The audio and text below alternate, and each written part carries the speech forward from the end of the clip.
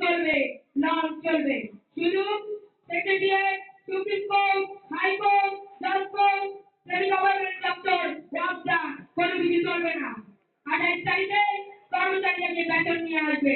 এরপর যদি বেতন দেওয়া না হয়, এরপর যদি আরেকটা গুলি চলে, এরপর যদি আমার লোকের উপর হত্যা করা হয়, তোমাদের কাছে অনুরোধ রইল প্রত্যেক ঘরে দুর্গ মনে করো।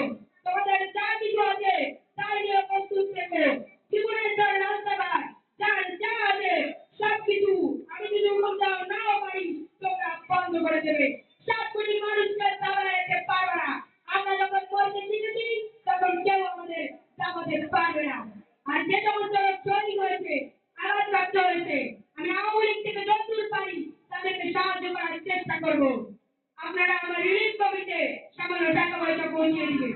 আর এই জাতীয় হরতালে যে সমস্ত শহীদ ভাইয়েরা যোগদান করেছে প্রত্যেক শিল্পের মালিক তাদের বেতন পৌঁছায় দেবেন। সরকারি কর্মচারীদের বলি, আমি যা বলি তা মানতে হবে। এদেশের মুক্তি না হওয়া পর্যন্ত খাজনা ট্যাক্স বন্ধ করে দেওয়া হবে, কেউ দেবে না। চলুন মনে রাখবেন, শত্রু বাহিনী ঢুকছে, নিজেদের মধ্যে আত্মকলহ সৃষ্টি করবে, লুটপাট করবে। এই বাংলায় হিন্দু মুসলিম বাঙালি নামধারী যারা আছে তারা আমাদের ভাই, তাদের রক্ষার দায়িত্ব আপনাদের উপর। আমাদের যারা বদনাম না হয়, মনে রাখবেন রেডিও টেলিভিশনের কর্মচারীরা, যদি রেডিওতে আমাদের কথা না শোনানো হয় তাহলে কোনো বাঙালি রেডিও স্টেশনে যাবে না। যদি টেলিভিশনে আমাদের নিউজ না দেওয়া হয় তাহলে কোনো বাঙালি টেলিভিশনে যাবেন না। 2 ঘন্টা লাইন খোলা থাকবে যাতে মানুষ তাদের মায়ের পত্র নেওয়ার পায়। কিন্তু পূর্ব বাংলা থেকে পশ্চিম পাকিস্তানে এক পয়সাও চালানো হতে পারবে না। এই টেলিগ্রাম আমাদের এই পূর্ব বাংলায় চলবে। বিদেশ সঙ্গে ইউজ করাতে আপনারা তা চালাবেন।